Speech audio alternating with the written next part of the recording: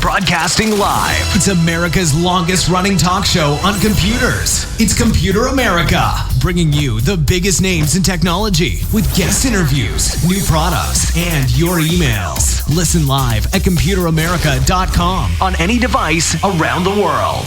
Email the show at live@computeramerica.com or find us on social media. Be sure to check out our website for contests, giveaways, show notes, live video stream, podcasts, and more. You're listening to Computer America.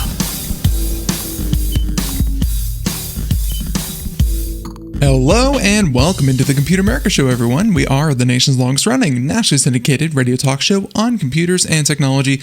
Everyone, hey, how you doing? Welcome into the program. Today on the show, I thought we'd do something a little bit different, and it's going to be a special segment as we do from time to time. And I tried my best to put the best show together for you.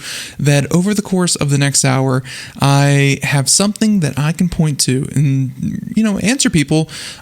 What is Bitcoin? What is cryptocurrency? What is all that kind of stuff? In the past, we have had a special segment, which you can find on our YouTube under special segments, that deals with the blockchain and cryptocurrency and stuff like that. We're going to touch lightly. It's going to be a lot of similar terminology and a lot of similar, kind of introduction thing. We're not going to assume any kind of knowledge. So if you're an expert on this already, you're going to find this very redundant. But this is going to be something that, people out there have been asking ever since, especially, even in the past 24 hours, people have been like, what is Dogecoin? What is Ethereum? What is Ethereum Classic? What is, how does Coke work into all this? No, it's, and that last one's a joke because, it's it can be very confusing and very daunting to get into, but at the same time, it's so simple that you just make an account with, let's say, Robinhood or something like that. You get your own wallet and you start trading it immediately. And I feel like not having even the fundamentals, the very basics of what it is you're trading in, you just see those big percentages, up 20% in a day, up 30%, up 1,600% in a year, up 23 or 230,000% in 5 years. And you're thinking, wow, all these people are making so much money and I'm not. I'm doing something wrong. We're going to talk about all of this. Now, before I get started, let's see, a couple of things. So, ComputerAmerica.com. That's ComputerAmerica.com. That is our website. That's where you'll find everything, past shows, future shows, the podcast, articles, reviews, links to social media, all that and more. ComputerAmerica.com. I know it's a little not up to date, but we are working on that. So follow us on social media for any kind of shout outs, announcements, contests, and more. You can find that there. And of course, twitch.tv/ComputerAmerica or youtube.com/ComputerAmerica. All that being said, before we get into this, because this is going to be a lot about finances and cryptocurrency, people may misconstrue this as financial advice that, Computer America is endorsing this and selling it to. I have to start off the show by saying Computer America is in no way condoning, endorsing, or providing financial advice that you should follow. Everything that we say here is for educational purposes only. Be sure to do your research. If you are looking to invest in something, do your due diligence. And on top of that, go all in on Dogecoin. That is the best advice that we can give you. That was a joke. Don't do that. Don't do anything that I'm about to say. But we will go over the basics of cryptocurrency. So everyone, sit back, relax. Let's go ahead and get started with our special segment. Yes, we are going to recycle that music. So,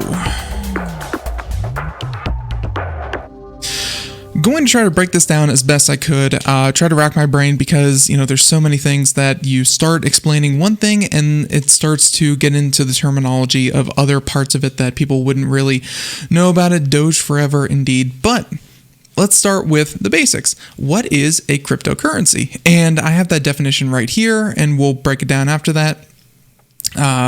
So with that being said, cryptocurrency. Obviously, everyone knows things like Bitcoin, Dogecoin, Ethereum, Ethereum Classic, so on and so forth. We all know that. But the actual definition is a noun, a digital currency in which transactions are verified and records maintained by a decentralized system using cryptography rather than a centralized authority.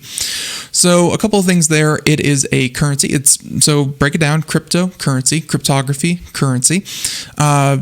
How this differs from a regular currency, a fiat currency, for example, let's say the US dollar. The US dollar is, of course, using things like the Fed. It has the entire backing of the United States economy behind it. It has the Federal Reserve that is tracking it, making sure how much is printed, how much is destroyed, making sure that inflation doesn't happen too often. And that's just the US dollar with the United States behind it. There is currency all over the world. In every single country pretty much has their own. Obviously, the US dollar is pretty widely accepted, but you have things like the euro, the won, so on and so forth. Different currencies that you can physically hold and touch and feel. Cryptocurrency, on the other hand, is pretty much defined as being completely digital. If someone on the street stops you and says, I want to sell you this Bitcoin, I want to sell 1 Bitcoin, please. And, it's one of those things where if you go to, if you just go to Google, you type in Bitcoin and, one of the first things that we can actually, kind of bring up here, like if you go to images, there's all these, nice images that people have really tried their best to capture what a Bitcoin would look like. But in actuality, this is all for marketing. This is all for fun. They have everything from like Ethereum, Litecoin, Ripple, Bitcoin, all these different gold looking coins. No, there is nothing physical about these. There's no physical, and we can talk about wallets in a minute, but this is all kept digitally. And that is a defining characteristic of a cryptocurrency, because if it were physical, then it would not be crypto. So breaking down again, so we know that's currency, and again, the importance of the cryptographic part of it is that these coins, be it Bitcoin, be it any of these other cryptocurrencies, they are proven by cryptography. Either you have to, either things are added to the blockchain and they're backed up by the blockchain, which is, we'll talk about that in just a moment, but everything is electronically verified, it's electronically held, and it can be electronically traced. So, and all of that is done through cryptography, either through mining for Bitcoin, which is verifying transactions, or solving long, complex problems to introduce more coins into circulation. It can be through, again, verifying those transactions or solving problems that the organization behind these things have. I mean, there's a lot of verifying that goes into cryptocurrency. So it's something that you can't do with a pen and paper. That's really the big thrust of what I'm trying to say here.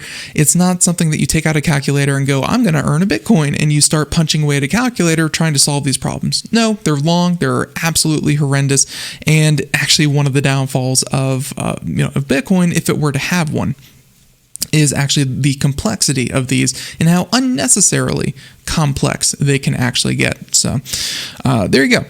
that is, what is crypto? That is cryptocurrency. Now, I threw out a couple of terms there, and we're going to go over those real quick.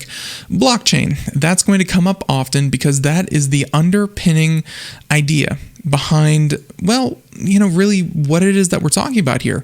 And I'm going to include all the information that we're talking about today in the show notes. So if you want to, double check, expand, read further on anything that I talk about here today, go for it. But this great article from Investopedia, great source of information. But yeah, the blockchain.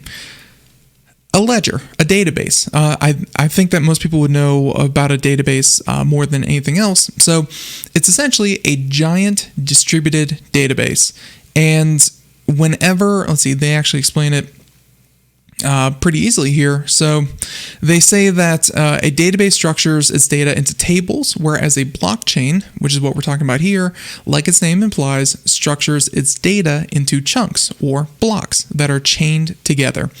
What that means, and what that data is actually transactions, verifications, and anything else to do with the blockchain. So essentially, if Ben transfers Bridget 1 Bitcoin, that transaction is verified that Ben has 1 Bitcoin to send Bridget. And on the other side of it, that is then distributed to everyone saying that Ben sent this, so write it down. And then if Ben tries to double spend, or, if I try to send, someone else an additional Bitcoin with the, if I only owned 1 and I tried to send 2 people the same one, it would then be declined. That transaction would be declined because, Ben already sent Bridget that 1 Bitcoin. Ben cannot send anyone else the same Bitcoin. So, and of course, like I said, that is distributed throughout the blockchain. That is forever encoded into those blocks of data and distributed to everyone who either mines for Bitcoin or contributes to server space or anything like that. If someone were to hack Bitcoin, they would have to hack every single block and every previous iteration of that blockchain, alter it simultaneously, and have a majority of nodes that it is attached to. Essentially, someone would have to hack, at some point, 50 million different users' accounts and say that, this is the way things are now. Highly improbable, in fact, kind of impossible at this point for this particular blockchain. And remember, this is just Bitcoin. There are other blockchains. The underpinning technology can be restructured, redesigned, and we're going to find out that there are other cryptocurrencies that is their whole deal. They actually improve on the blockchain. The blockchain is not Bitcoin, but the Bitcoin is an iteration of a blockchain. That is, I believe, the best way to say it. So with that being said, let's see. I think I wanted to go over this real quick as well. They say that the system also inherently makes an irreversible timeline of data when implemented in a decentralized nature, which most cryptocurrency is. They say that when a block is filled, it is set into stone and become part of this timeline. Each block in the chain is given an exact timestamp when it is added to the chain. If you are watching the video portion, I have this, and I would, let's see, this one right here. So I found this, and I thought it'd be fun to have that kind of pop up behind me, which ever so perfectly shows just how horrible my green screen is. But if I turn to the side here and you look, all of these currencies, right, or all these transactions right here, let's see, I'm actually completely in the way. They are timestamped, so you can see, the time that we're doing the live show right now. And I'm going to have this running throughout the, the entirety of the program whenever I'm on the screen. You can actually see every single transaction that is happening with Bitcoin. This is using something called the Bitcoin Explorer. Imagine if everyone on Earth could look into your bank account and see every transaction, every poor decision you made, every source of income, every single thing. Now, while all of these are different all of these are different wallets and different sources and different destinations. It doesn't exactly say Ben's bank account, but it does have a particular hash that can be assigned and associated with a particular wallet, or I guess kind of think of like a bank account, a particular wallet that has a to and from destination. Essentially, some of these are from, let's say, Binance, which is a cryptocurrency exchange. Think of it like a marketplace. Just any kind of store. Think of it like a marketplace or a grocery store, except instead of food, it does different kinds of currency, and you trade these currencies among each other. So it has a timestamp, where it's from, where it's going to, the amount of Bitcoin, because again, this is a Bitcoin Explorer. So you can see here, fractions of a Bitcoin, fractions upon fractions. Sometimes you have big old transactions like that one, 4.9 Bitcoin, which equated to, I think it was like $230,000. You can see everything from a $20 transaction to an $163,000 transaction. Just when I was putting these show notes together, I saw one for, it was like 20 Bitcoin, which worked out to like 1.2 mil, it was just over $1 million of US dollars being, I don't think it's being transferred to and from dollars to Bitcoin. This is just more the, for your own sake, to see how much these transactions are worth. But they're not happening to and from US dollars. It's all happening within Bitcoin. So yeah, I found that pretty fun. Look at that one right there, $1 million and $1,094,000. That happens all the time, and anyone can see exactly what it is happening with the blockchain. That is good and that is bad, because there have been instances where people have, and we're going to get into this a little bit later, people have stolen, people have cheated, people have hacked, people have, in some way come into Bitcoin illegally. And the fun part is that, well, you can't get it back because there is no central government, there is no agency, there's no one to call if it is stolen or you lose it. At the same time, though, there is, you can see which wallet it goes to. And while, again, that wallet is not associated with a name or a bank account or anyone else, you can at least see that chain of transactions, and you can actually flag individual Bitcoin or, parts of Bitcoin and see where it is spent. So one way that, let's say the US government, the FBI, whatever, law enforcement agencies are able to do this with Bitcoin in particular, because again, this is something that is unique to Bitcoin, you can actually flag these and say that, oh, this was eventually spent to, launder through this many accounts. You can follow the paper trail a little bit. And it was eventually used to buy a Tesla for Ben. Ben's Tesla was bought with stolen Bitcoin. There you go. You now have someone to, kind of track down. It's one of the few ways that, kind of Bitcoin can be tracked, but otherwise it is completely decentralized and mostly private. So getting back on topic, went a little wonky there, but so that's what a blockchain is. It is that immutable ledger that is past transactions, past verifications, past Bitcoin mining, everything loaded into a data block and then set into the blockchain. And the blockchain can be, let's see, I think I have one of these in here. Let's see, I think that was one of these here. It's called blockchain height, where imagine you take these blocks and you set them on top of each other. I think the Bitcoin blockchain is somewhere in like the 68,000 range. And that can be a real problem, because whenever you want to verify these coins, you have to go through all 68,000 blocks to verify one transaction, which, depending on the number of transactions, and again, as we saw with the flowing chart behind me, there are hundreds a second, hundreds or thousands of these things a minute, and each one of those has to be verified. It can take up to 15 minutes for these things, because these are all, again, the unverified transactions. As soon as they're verified, wait, what the heck? Was that one I think that was one for like 23 million. Anyways, as soon as they're verified, they're committed to the blockchain, blah, blah, blah. It can take 15 minutes. It could take a week, depending on volatility, depending on how many people are trying to get transactions in, depending on what service you're using to actually do those transactions. It's it's a pretty messy equation, but it works, and that is the important part.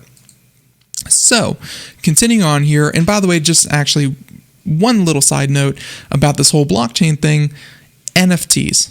That's come up on the show before. Most recently there was this idea that the Disaster Girl sold her meme image, the original, for $500,000. There was Beeple who sold his NFT for like $69 million. Things like that, and people are like, "Whoa, what's an NFT? How do I get one? I would love to sell a very expensive NFT." Well, an NFT is pretty much a blockchain. It is a little ledger that can be committed to something, cannot be altered or edited, just like most other blockchains, that proves that this, instead of this coin is this coin, instead it is this NFT, which you can assign to any digital good. This digital good is the original digital good. It is a paper trail, it is a timeline, and again, depending on which service you use to kind of back it up, it is immutable. It is forever that indeed. So there you have it. That's what an NFT is. They are all related. Now, with all that being said, that's a basic understanding of cryptocurrency, of the blockchain, of the technology behind it. What is a Bitcoin? I hear that often. Are they the same thing? Now, I use Bitcoin as a stand-in there because Bitcoin is the most popular and the original. The idea of a blockchain has been around since like the early 90s. Someone did, some professor did their paperwork on the idea of a blockchain, but come around to, let's see, and I have a link here for this. Okay, I gotta open up this. 2009 rolls around, and a person, and actually this is kind of like the fun part. It's almost, it's almost like a mystery movie-esque. 2009, a person or a group of people named Satoshi Nakamoto created Bitcoin. Back in 2009, they implemented and actually released the open source software. It was a decentralized digital currency, no central bank or single administrator, and it could be sent from user to user using a peer-to-peer Bitcoin network. So, before it was just you download the software and you could send, and receive Bitcoins kind of directly to each other. Now we use, big old networks and cryptocurrency exchanges, but back then it was just from one person to another. And of course, all the verification were handled on their computers. Now, with that being said, this one person actually mined a lot of Bitcoin. I'm actually curious right now. This is always a fun exercise because they created it and they kind of got it started. Right now, if you dedicated all of your hardware to mine a single Bitcoin, do the work that is required by these cryptocurrencies to add to the blockchain, to release new Bitcoin, things like that, it would take a lot of horsepower. Your average computer at home would probably burn more electricity, burn more cost in electricity than the amount of Bitcoin it would receive for doing some kind of work. It's very cumbersome, and you need specialized hardware at this point to, really to do it. So, Satoshi Nakamoto, though, has been claimed to be a number of people, but the real reason people are curious is because, he mined like the first 50,000 Bitcoin all by himself. He mined a lot. They said that he released 0.1 of Bitcoin software on SourceForge, and he mined the Genesis block of Bitcoin, block number 0, which had a reward of 50 Bitcoin. And I think by the time he ended, he had like 50,000 Bitcoin, which that would easily make him a billionaire. There is a question mark billionaire out there that we don't know who it is or, where they're from or anything about. They've been very, very secretive. And by the way, there have been many people who have claimed to be Satoshi Nakamoto. But no one has actually kind of proven it, and one of the ways to prove it would be to actually spend one of the Bitcoin from the original, kind of from the original wallet. But so far, that's happened very, very rarely, and no one can exactly prove that they are, the person. So, with that, and obviously the person who it is doesn't want to be publicly identified because, first of all, they're worth $1 billion or multi-billion dollars, and of course they'd be taxed and all that good stuff. So, anyways. Now, so a Bitcoin is not a blockchain, but Bitcoin is a version of the blockchain. That is what most people know. It is the most famous. It is currently worth like $50 some odd thousand in individual coin, but each individual coin can be broken up into either SATs, which is short for Satoshi, its creator, which is one millionth of a coin, or 1 divided by 100,000, and it can be broken up into that granular of currency. So you don't actually have to have one Bitcoin to do a transaction. It can be further divided. One of the benefits of using a digital currency, because could you imagine paying for a gumball and just tearing off a little corner of a $50 bill and putting it in a machine? Kind of the same thing, but doesn't work as well. So anyways, that's what a Bitcoin is. It is the most popular cryptocurrency out there, and also by far the most expensive cryptocurrency out there.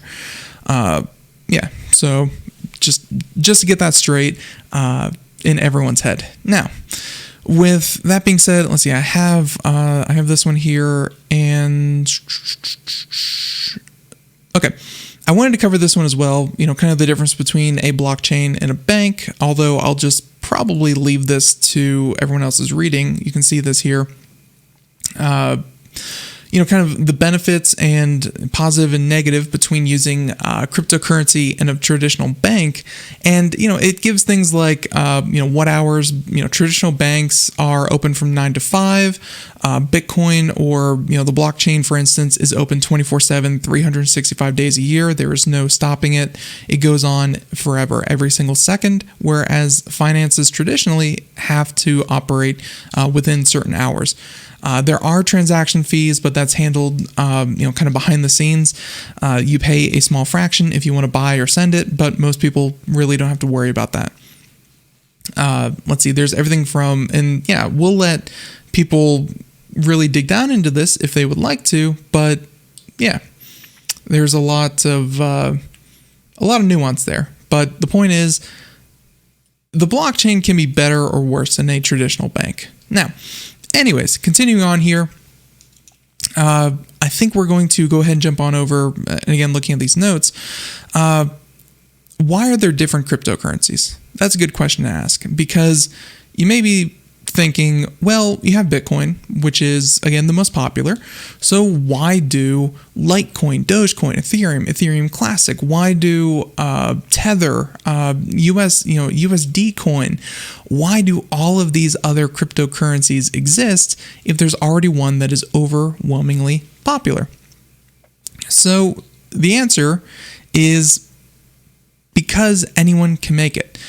As we said before, the blockchain was proposed in the early 90s, and the software used to make Bitcoin, the original cryptocurrency, was open source.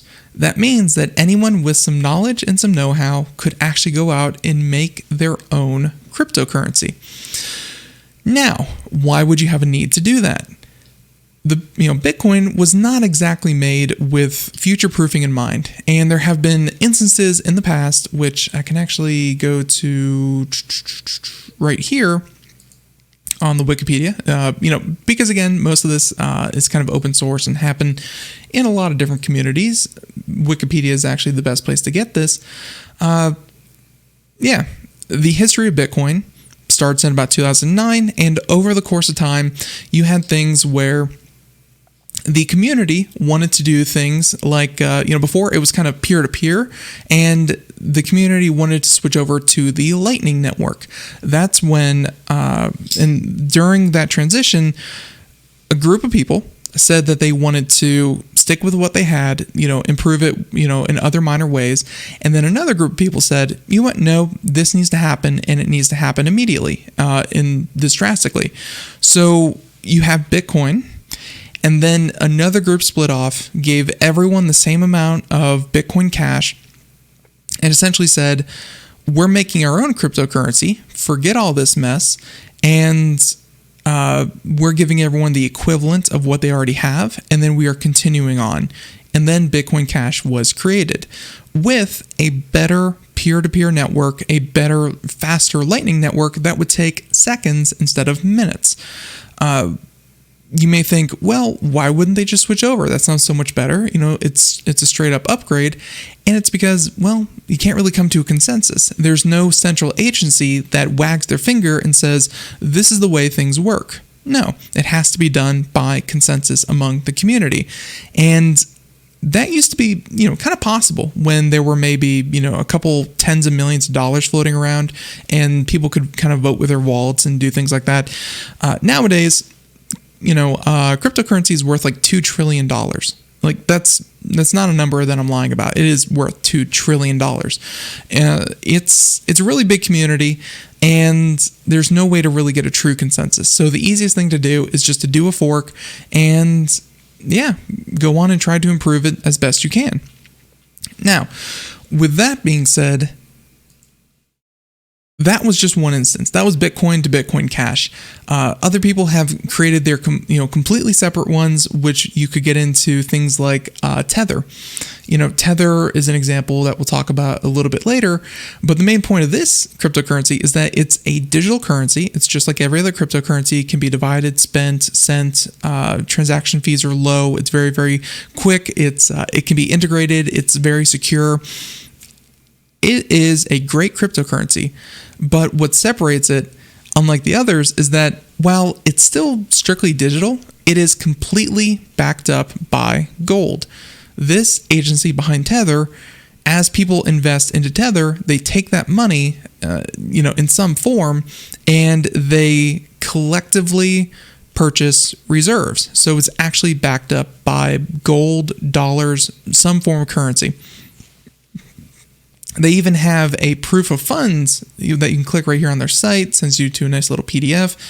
And it essentially says that in their first bank account, they currently have, 100,000, 100,000 million billion. Yeah, in their first bank account, they have a little bit under 2 billion US dollars. And in their second bank account, they currently have about $600 million. This cryptocurrency currently has 2.5 billion US dollars sitting in a bank somewhere, so that there's an actual value behind it. So you don't just have to take Bitcoins, it's worth that because people think it is. No, this actually has US dollar backing it. That's just one example of the differences of cryptocurrency. Ethereum was another one that tried to take that privacy, and we're going to talk about Ethereum a little bit more in depth, but it tried to take that the privacy aspects of cryptocurrency to the next level, make it just as secure, even faster, even more private, and they started their own blockchain, which, by the way, is actually the basis behind NFTs. Many NFTs just kind of clone or create tokens that are then used on the Ethereum blockchain. Creating tokens, think of it like a clone of a cryptocurrency, but it's not its own cryptocurrency. Creating a token lets you still participate on, let's say, Ethereum's network and Ethereum's blockchain, but it's its own separate currency that does not have any correlation to the original. So it's much easier, much faster, and a lot of people do it because creating your own blockchain does actually take some time, effort, white paper, a lot of resources. This is much faster, much easier. So where was I? Anyways, let's see. So these are the forks, and again, Wikipedia, you can see all the different forks that had actually happened with Bitcoin. The history is actually very fascinating. I highly encourage people to to go in and look at that.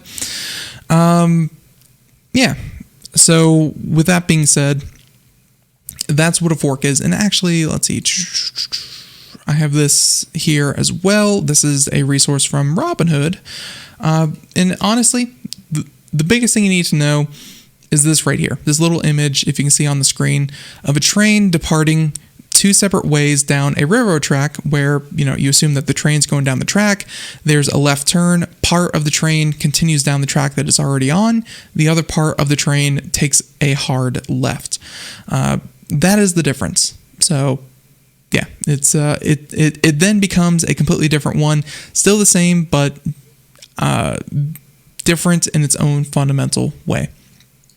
Now, with although I don't really recommend this because Robinhood uses like 18 analogies to make a single point. It's very confusing to read, but still.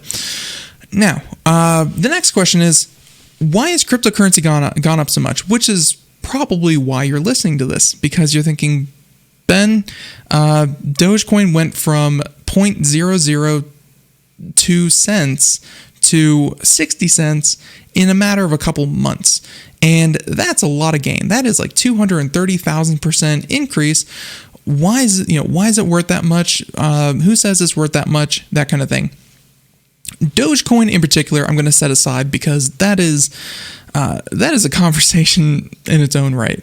But for everything else, it's because people are paying it. People are going to places like Binance, which is a cryptocurrency exchange. It's one of the biggest out there. Let's see, Binance.com, if you want to check it out. And this is, kind of the current exchange rate. You can see, kind of the 24-hour change, how much an Ethereum is worth, how much a Doge is worth, how much a Bitcoin Binance, which they have their own cryptocurrency so that they can handle transactions in-house and kind of speed up these transactions. They don't have to do it through Bitcoin. But yeah, you can see how much each one is worth, how much they're worth in relation to one another. Most things are still held to either the Bitcoin standard or the US dollar standard, in terms of just how much it's actually valued at. But yeah, it's because people are taking $10,000 of their life savings and they're putting that $10,000 into places like Binance, and then they're saying, give me $10,000 worth of Bitcoin, please. And people take it. It's because people are investing in it. That is it. It's decentralized. There's no one, no organization, no country to back this up and say, this is what this is worth, inflation or otherwise. No, it is simply what people will pay for it, which is concerning.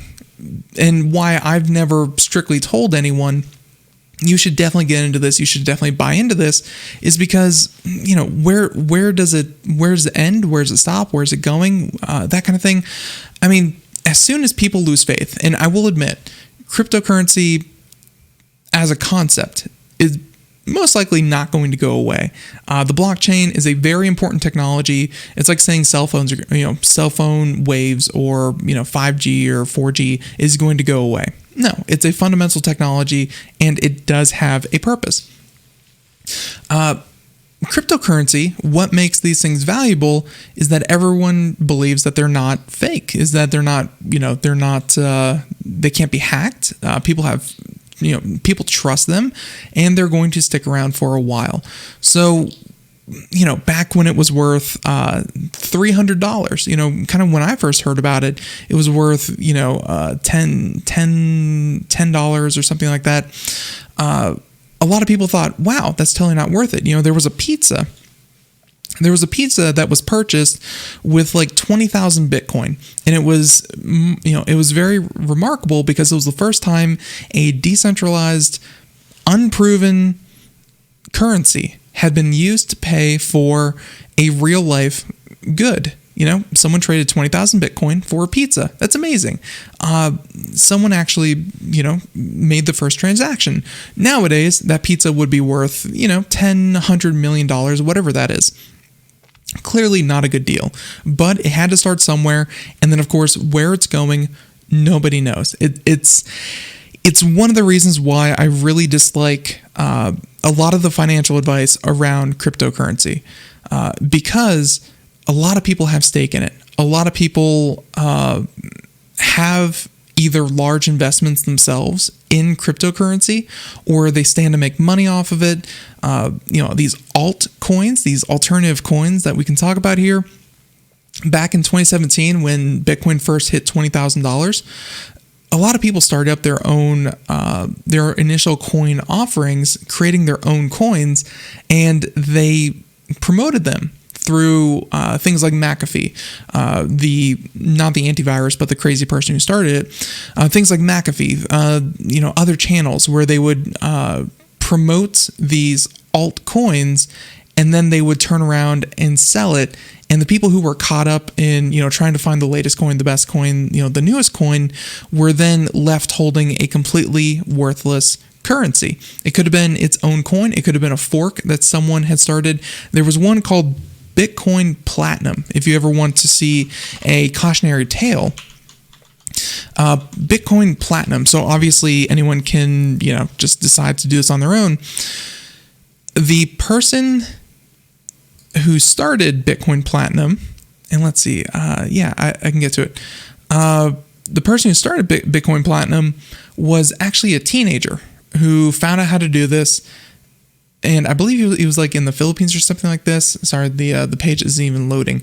But yeah, he started Bitcoin Platinum, got a bunch of people, made I want to say like $5,000 doing this. Making a very simple website, just copy and pasted this whole thing. And I'm sure he's still trying to scam people. But yeah, he got about $5,000 US, which was a lot of money over in the Philippines or wherever it was he was located. And then he came out and said, yeah, it was a complete fraud, a fake. It's not really worth anything, and not something that people even need to concern themselves with. It was a complete scam. So there you go. There's one instance of a cryptocurrency gone wrong. Bitcoin Platinum. Do not invest in this. This is a big scam. It is proven. So there you go. Anyways, what gives these things value is that people trust it. And right now, we seem to be at an all-time high. And yes, I apologize for the dog. But yeah, right now the trust in these things is at an all-time high. And that's the scary part, is that there's no guarantee that it will continue to go up. Ethereum has a lot of white papers. Bitcoin has a lot of white papers. They are secure and all that good stuff. But at the same time, yeah, as soon as everyone decides that, Bitcoin's no fun anymore, I don't want to play with you anymore, the value in it goes down. As soon as people take their money out of it, that's the end of the cryptocurrency. Now, will that happen? I don't know. Anytime soon? I don't know. Will it go up? I don't know. Will it go down? I don't know. It's and anyone who tells you that they know for sure what's going to happen, it's like those market gurus who look at all the charts and the graphs and the lines, and they go, well, it's about to cross over this, and it's about to do this kind of gamma, and it's going to blah blah blah blah blah blah blah, and they can read your horoscope, but in actuality, no one really knows. It's like the stock market, but a little bit less regulated. Now, with all that being said, and actually I can show people here, this is obviously market capitalization. If you're watching the video portion, you can see total global cryptocurrency charts. This is the total market capitalization. You can see we're all the way over here at the right, and this bump over here was January 2018. When things were really starting to get exciting, with Bitcoin reaching $20,000, all that kind of thing in late December, early January, it reached a market capitalization of, about $800 billion. Right now, we are as of today, which is why I decided to do the show, we are at an all-time high.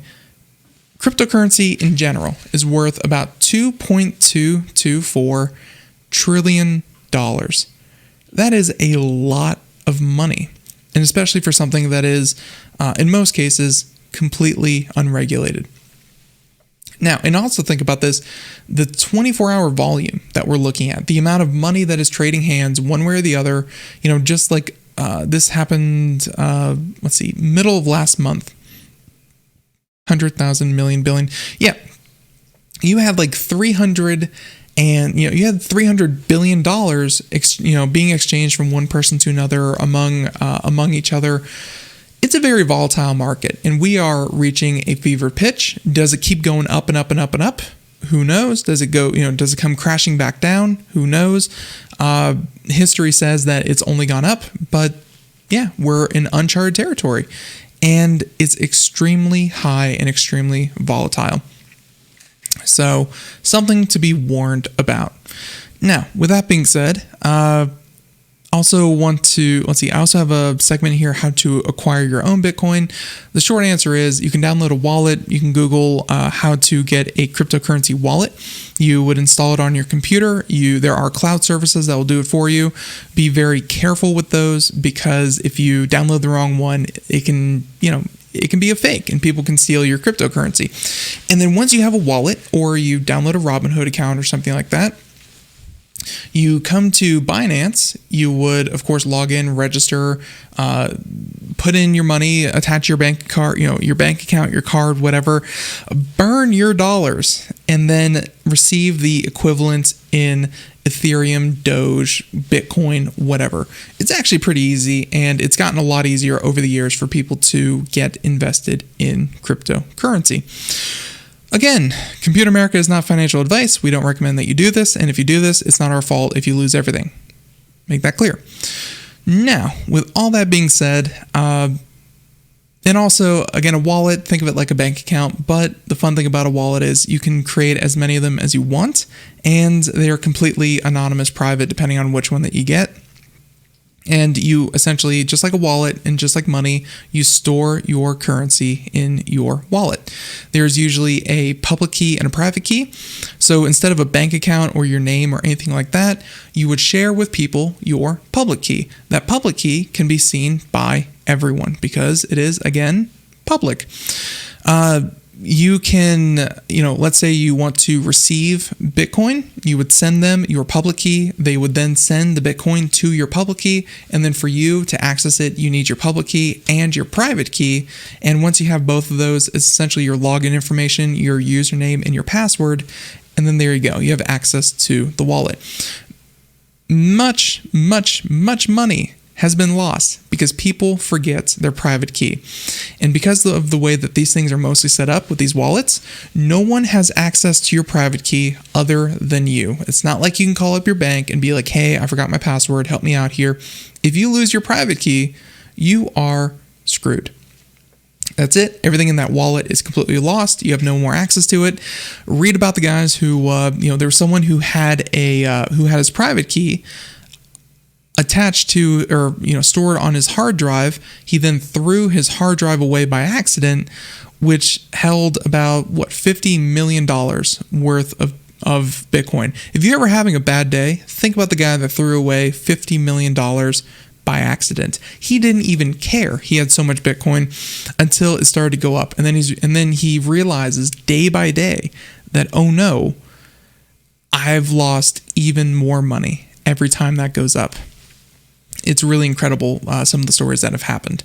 So that's a wallet. Again, it's a way to store your cryptocurrencies and acquire them and use them and spend them. Now, to recap all this, and then we'll get into the fun part in this last little bit of the show here. Why is it risky? Like I said, you can lose it either through your own negligence or lose your hard drive. If you store that private key exclusively on your hard drive and your hard drive fails, it dies, there's a house fire, it gets destroyed, your cryptocurrency, even though it's completely digital, would be lost forever. If you, let's say you write it down on a piece of paper, you store it in on a hard drive, and you put it in a safe. Hey, someone can come by, steal your hard drive, and you have no way to access it as well. It can also be stolen because there is actually script and code that has been written. I remember there was one in particular that was really fun to talk about on the show. It would look for, and I can actually go back to this part of, So behind me, I have all the cryptocurrency, or I'm sorry, all the Bitcoin transactions happening behind me. That hash right there, all that long string of numbers and letters. There was a virus that when it was on your computer would look for, it's not that long because again, this is a hash and not a public key or private key, but it would look for something, about 16 to 32 characters long, look something like that. And then if it found something like that on your clipboard, it would change it. It would change what you had clipped and change it to their wallet instead. So it was assuming that you would copy someone's wallet that you're trying to send money to, either yourself or someone else, and then the virus would change that really quickly without you noticing, because who can remember stuff like this? And they would then copy and paste. When they pasted, it would paste the wrong address and it would send them the money. And here's the problem. You can't get that back. Once it's sent, that's the end of it. Maybe if you do it through an exchange like Binance or something like that, if there's still time in the transaction, then they can do something like that. But if it's just peer-to-peer, one person to another, you're screwed. That's that is cryptocurrency gone. You have no chance of getting it back. And yeah, that's one of the risks involved with Bitcoin. Let's see. So real quick, I just want to address this. Let's see. Is buying crypto through Robinhood different? I don't think I had to create a private key beyond my Robinhood password. So when you buy it through Robinhood, this is one of the services that essentially they make a wallet behind the scenes for you. And actually, now that I'm thinking about it, they probably don't even do that. Robinhood probably has their own cryptocurrency wallet.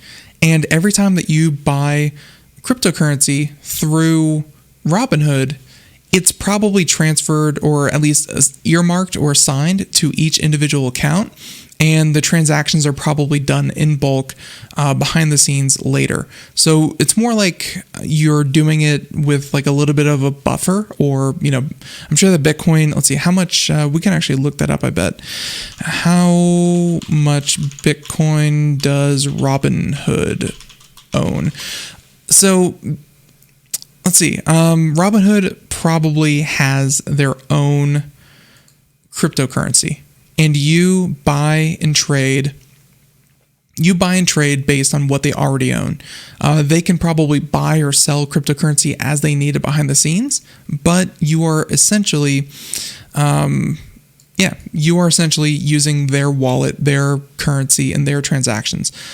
From their own website, they say that we don't currently provide you with access to your wallet or your wallet address. You own the cryptocurrency assets in your account, and you can buy or sell them at any time. We're evaluating features to allow you to safely transfer coins to and from Robinhood, and we'll update you when those features are available. So it sounds like they actually do create a wallet for you.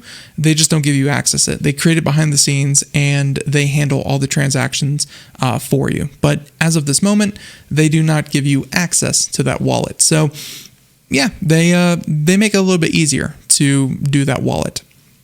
So anyways, it can be stolen. It can be very volatile. Again, you can look at the price charts of these things. Let's see. Let's do. Let's just look at Bitcoin. We can see the price change of Bitcoin, and nice numbers here. All this chart here. That's 1 day. Let's go ahead and go to 1 month. No, actually, yeah, that's probably fine. So we can zoom in here. A lot of volatility. It's gone from, $7,000 all the way back up to $60,000. And then, of course, at the same time, it has gone from $20,000 down to $6,000. What I need to warn people, and everyone who's thinking, oh, I'm going to get in on this cryptocurrency thing, I'm going to make a lot of money. More people lost money on cryptocurrency than made money on cryptocurrency. Because by the time you hear about it, the money has already been made. The people who made a lot of money when it spiked up to 60,000 were the people who had been holding at 6,000, and then they made all that money. By the time you heard about it, it was probably already at 50 or 60,000. You jumped in just like everyone else. The people who were actually holding who are actually making money on this thing, saw everyone else piling in, realized that every mom pop, every random person said, oh, I'm going to get me some of that. And then they sold and left everyone else out high and dry. I guarantee you, more people bought in at $20,000 than they did at $1,000. And same thing with this bump here. More people are going to buy in at $55,000 or $60,000 than they are going to buy in, than have already purchased at $20,000. Yeah, what the actual high is, I don't know. Will it go up in the future? Who's to say? It's a very volatile market, and that's something that you definitely want to warn people about. So again, these are the risks. It can be stolen. It can be volatile. It can be confusing. Just like I said, you may not know everything about a wallet. You may not know everything about what you're buying. You may not know the difference between Bitcoin Cash, Bitcoin Original, Bitcoin Classic. You may not know the difference between Bitcoin Platinum, Bitcoin Gold, Bitcoin SV, or Bitcoin, just whatever. There's a lot of confusion, and some people take advantage of that confusion. And even if they don't take advantage of you might actually do something stupid and buy a coin that you didn't mean to, or exchange it for something that you didn't intend to purchase. So it can be risky because it can be confusing. And again, it can be risky because there was no central agency. If you messed up, if you made it, if you sent something to the wrong address, if you trusted the wrong person, clicked the wrong link, if you did the wrong thing, yeah, it's, no one's going to help you. No one can save you. It's that's pretty much the end of it. Now, with that being said, why is it safe? Way at the beginning, we mentioned it cannot be hacked. The transactions are completely secure, and it's decentralized. So no one actually can, no one can crash it. No one can do anything like that. Now, with that being said, I think that's a good overview. I had hoped that it would take a little bit less time. I had this whole second section here of the show that I had planned on doing about the origin of different cryptocurrencies. So we're going to have to go really, really quickly. The first one I want to talk about is Ethereum. Why it started, what's different. So Ethereum is a native cryptocurrency of the platform, second largest cryptocurrency out there. If you heard about Bitcoin, Ethereum is right after it. It's number 2. It was proposed in 2013 by a programmer. It was crowdfunded in 2014, had an initial supply of 72 million coins. Obviously, coins have been added, but here's the fun part. The cryptocurrency can execute scripts and run decentralized applications, saying that it's used for decentralized finance and the creation and exchange of NFTs, and utilized for many initial coin offerings. Essentially, it is very secure and very private. It tried to shore up some of the issues that Bitcoin had. That's Ethereum. Second most popular cryptocurrency out there. Binance Coin, we talked a little bit about. Binance is the cryptocurrency exchange, and to handle their own transaction fees and things like that, they created their own cryptocurrency. Pretty simple. Dogecoin. Dogecoin is one that I will probably spend the rest of the show talking about. It is a meme. It is not something that intrinsically has value. It has value because people are putting money into it. And again, it is pronounced Dogecoin. It is not Dogecoin. It's a cryptocurrency invented by a software engineer, Billy Marcus and Jackson Palmer, who decided to create a payment system that is free from traditional banking fees. Dogecoin features the face of a Shiba Inu, which is from the Doge meme, and its logo and its namesake. It was introduced in December 6, 2013, quickly developed its own online community, and it has recently reached a market capitalization of $70 billion. It was essentially created as a joke. They mentioned that, so they added a splash screen, featured the coin's logo, scattered in Comic Sans text.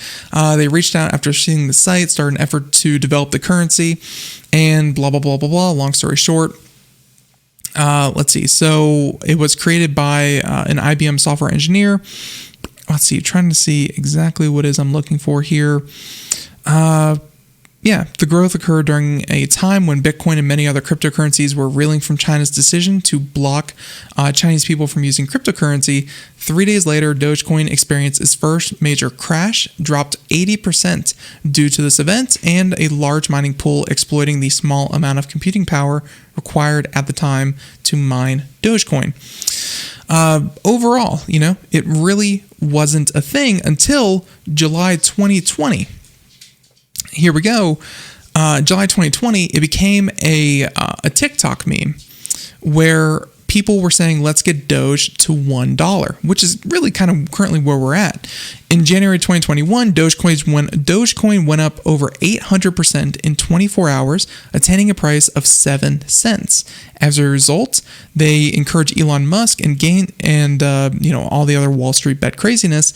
Essentially, people were piling into it, even though it was never really meant to be it can be used as a regular coin, but in many cases it is simply transitioned out of. Dogecoin itself is, again, kind of a meme. So with that being said, the current supply, they initially started with 100 billion coins in circulation. They in mid-2015, they had the 100 billionth Dogecoin, and an additional 5 billion coins put into circulation every year after. And by the way, these gentlemen can actually create as many Dogecoins as they see fit. Hyperinflation? Absolutely.